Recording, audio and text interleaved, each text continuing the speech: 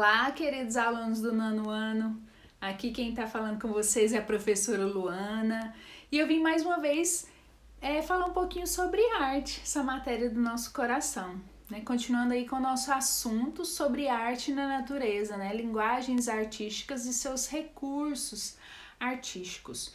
E hoje eu trago para vocês aí sobre as categorias conceituais da imagem, que é a forma, como se configura de diferentes maneiras. A forma se configura de diferentes maneiras. Os artistas a utilizam para expressar ideias, opiniões, sentimentos, informações. Então, observar como ela se organiza é muito importante, não apenas para o aperfeiçoamento da leitura das imagens, mas também para o desenvolvimento do processo criativo. A forma ela pode ser classificada em categorias conceituais de acordo com suas características. Vamos ver então algumas dessas características. Primeira característica, clareza. Ela se caracteriza então, quando uma obra apresenta unidade, harmonia e equilíbrio. Pode aparecer em imagens simples, como poucas unidades, ou em imagens complexas, com muitas unidades que compõem. Podemos também observar a clareza nas esculturas gregas.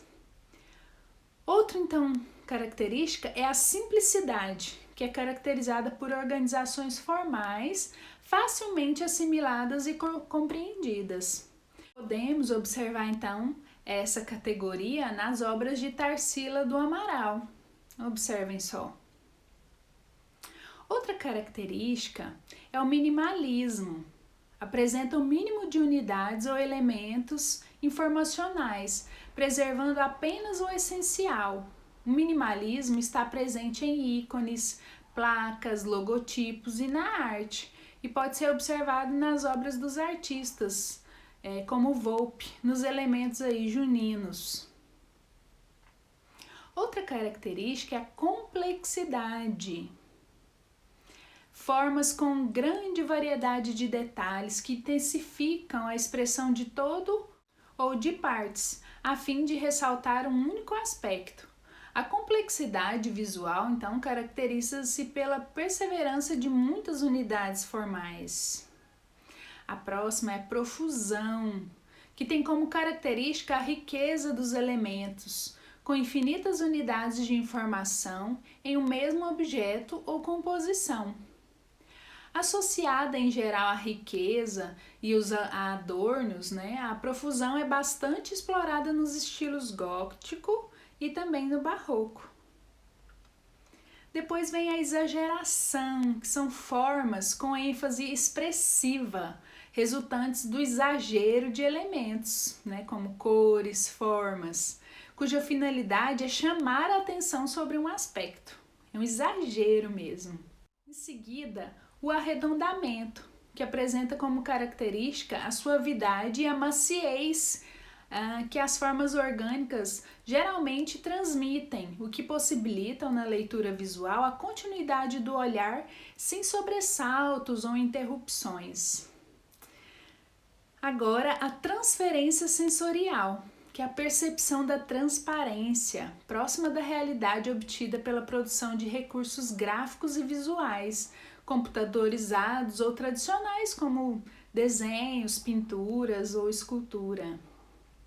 Depois, a sequencialidade, que é uma técnica caracterizada principalmente pela repetição de uma unidade ou pela predominância de elementos iguais.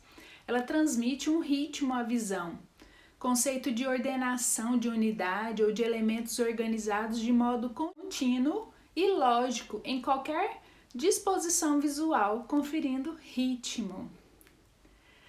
Depois, a ambiguidade, que é uma organização geométrica de formas com a finalidade de suscitar diferentes interpretações e percepções das unidades e do todo, muito presente nas obras do holandês Maurits Cornelis Escher. Outra característica é a espontaneidade, que é uma técnica de criação que aparentemente não apresenta planejamento, ela é espontânea.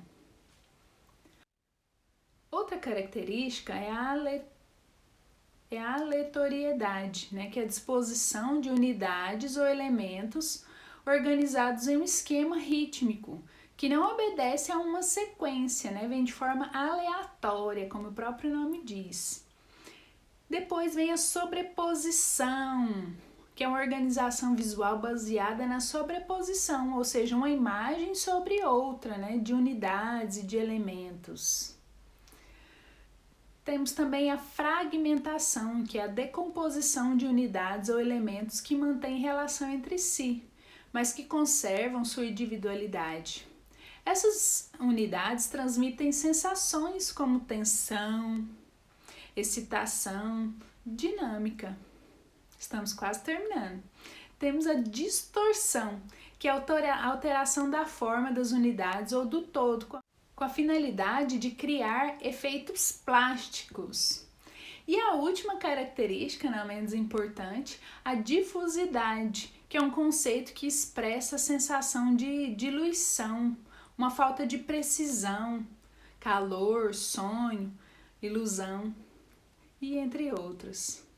Ok?